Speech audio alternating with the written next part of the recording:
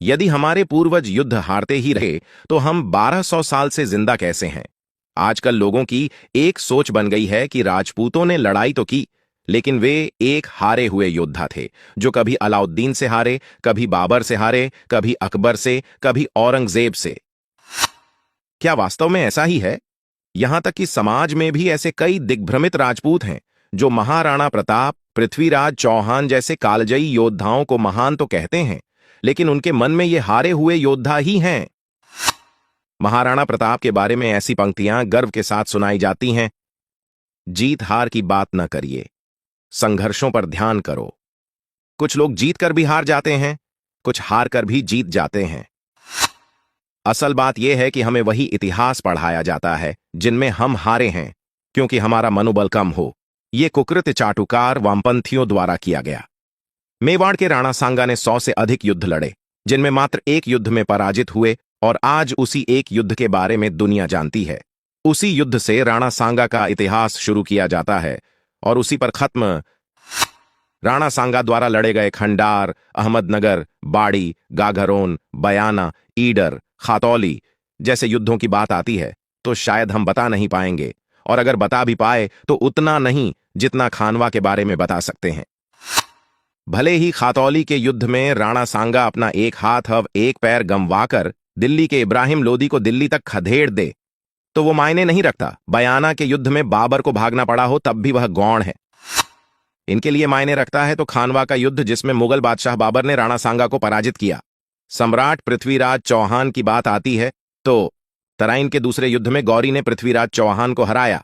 तराइन का युद्ध तो पृथ्वीराज चौहान द्वारा लड़ा गया आखिरी युद्ध था। उससे पहले उनके द्वारा लड़े गए युद्धों के बारे में कितना जानते हैं हम? इसी तरह महाराणा प्रताप का जिक्र आता है तो हल्दी घाटी नाम सबसे पहले सुनाई देता है। हालांकि इस युद्ध के परिणाम शुरू से ही विवादास्पद रहे। कभी अनिर्णित माना गया, कभी अकबर को विजेता माना, तो हाल ही में महाराणा को विजेता माना।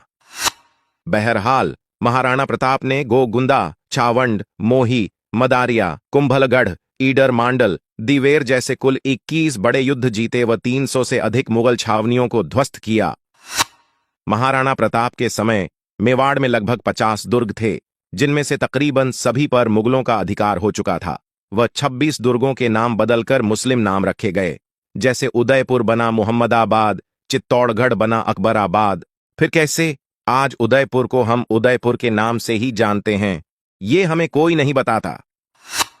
असल में इन 50 में से 2 दुर्ग छोड़कर शेष सभी पर महाराणा प्रताप ने विजय प्राप्त की थी व लगभग संपूर्ण मेवाड़ पर दोबारा अधिकार किया था।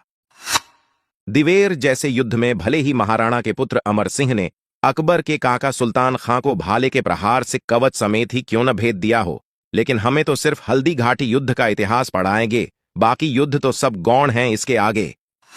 महाराणा अमर सिंह ने मुगल बादशाह जहांगीर से 17 बड़े युद्ध लड़े व 100 से अधिक मुगल चौकियां ध्वस्त कीं, लेकिन हमें सिर्फ ये पढ़ाया जाता है कि 1616 ई में महाराणा अमर सिंह ने मुगलों से संधि की।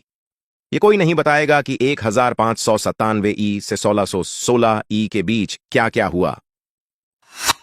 महाराणा कुंभा ने 32 दुर्ग बनवाए, कई ग्रंथ लिखे, विजय स्तंभ बनवाया, ये हम जानते हैं, पर क्या आप उनके द्वारा लड़े गए गिनती के 4-5 युद्धों के नाम भी बता सकते हैं? महाराणा कुंभा ने आबू, मांडलगढ़, खटकड़, झांचपुर, गागरोन, मांडू, नराणा, मलारना, अजमेर, मोडालगढ़, खाटू, जांगल प्रदेश, कांसली, नारदियानगर, हमीरपुर, शोनियानगरी, वायसपुर, ढान्यनगर, सिंहपुर, बसंतगढ़, वासा, पिंडवाड़ा, शाकंभरी, सांभर, चाटसू, खंडेला, आमेर, सिहारे, जोगिनीपुर, विशालनगर, जानागढ़, हमीरनगर, कोटड़ा, मल्लारगढ़, रणथंभौर, डूंगरपुर, बूंदी, नागौर, हाड़ौती समेत 100 से अधिक युद्ध लड़े व अपने पूरे जीवन काल में किसी भी युद्ध में पराजय का मुंह नहीं देखा। चित्तौड़गढ़ दुर्ग की बात आती है तो सिर्फ 3 युद्धों की चर्चा होती है। 1. अलाउद्दीन ने रावल रतन सिंह को पराजित किया। 2. बहादुर शाह ने राणा विक्रमादित्य के समय चित्तौड़गढ़ दुर्ग जीता। 3. अकबर ने महाराणा उदय सिंह को पराजित कर दुर्ग पर अधिकार किया।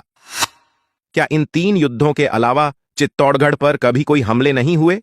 इस तरह राजपूतों ने जो युद्ध हारे हैं, इतिहास में हमें वही पढ़ाया जाता है। बहुत से लोग हमें ज्ञान देते हैं कि राजपूतों के पूर्वजों ने सही रणनीति से काम नहीं लिया, घटिया हथियारों का इस्तेमाल किया, इसीलिए हमेशा हारे हैं। अब उन्हें किन शब्दों में समझाएं कि उन्हीं हथियारों से राजपूतों ने अनगिनत युद्ध जीते हैं, मातृभूमि का लहू से अभिषेक किया है, सैकड़ों वर्षों तक विदेशी शत्रुओं की आग उगलती तोपों का अपनी तलवारों से सामना किया है और बार बार शत्रुओं को धूल चटाई है।